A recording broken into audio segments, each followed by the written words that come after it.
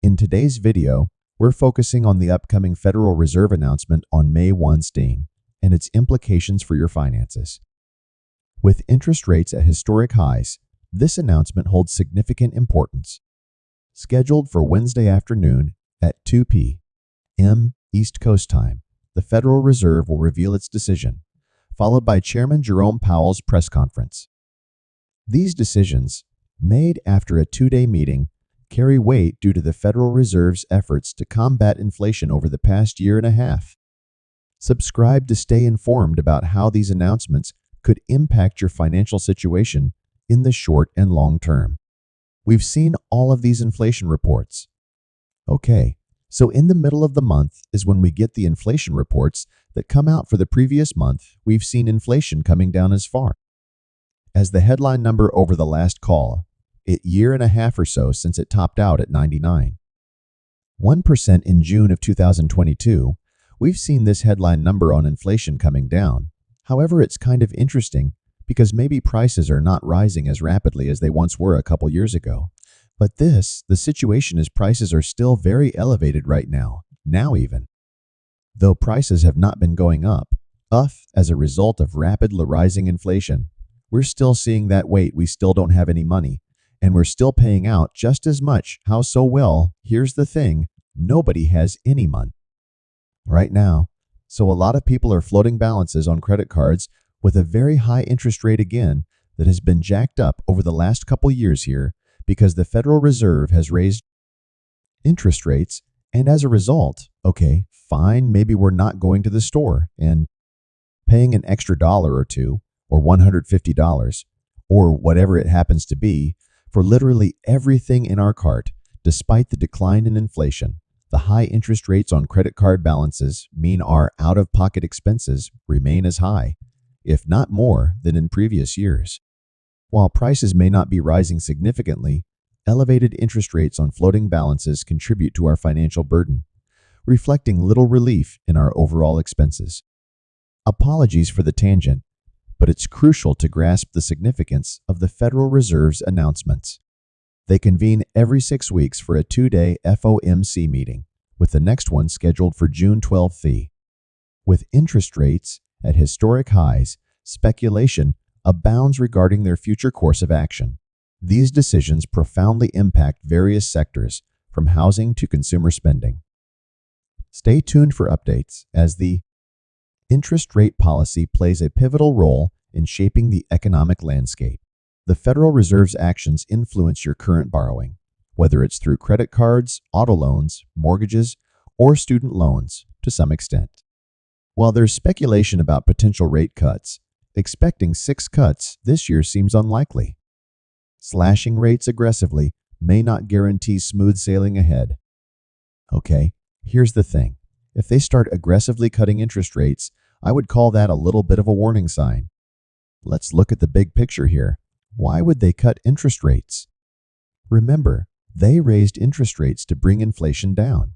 This has been contracting on the economy because people like you and me have businesses of small, medium, and large.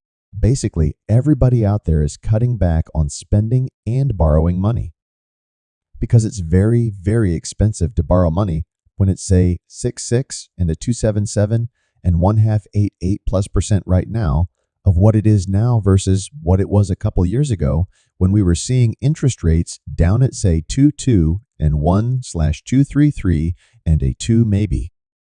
On the high side, interest rates are significantly higher today, so it's way more expensive to borrow money now. Okay, so if that's the case, we're borrowing way less, we're spending less, and we're stimulating the economy less. Okay, all of this is taking a big impact onto the economy.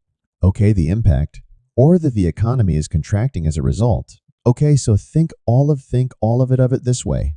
Okay, so if they cut interest rates, this is basically just their signal of saying, hey, we're starting to see softness in the economy.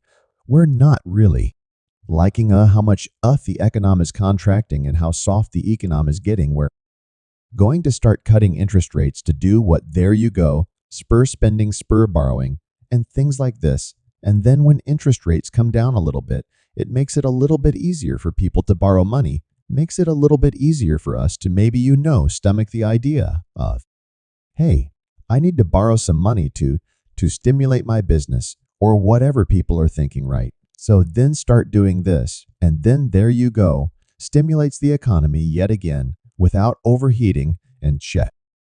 Causing more inflation. Does that kind of make sense? So even though a lot of people are suggesting that interest rate cuts would be great for the economy right now, well, depends how you look at it. Okay, it depends if we start to see the economy contracting more than we're already seeing. Now then, yeah, they will likely cut, and they're likely going to cut rates very aggressively at some point. Maybe depending on the severity of the actual contraction in the economy, we'll have to see what happens. But this is all kind of factors that we're looking at, okay? And remember, a lot of this will also cause a lot of volatility in the markets as well.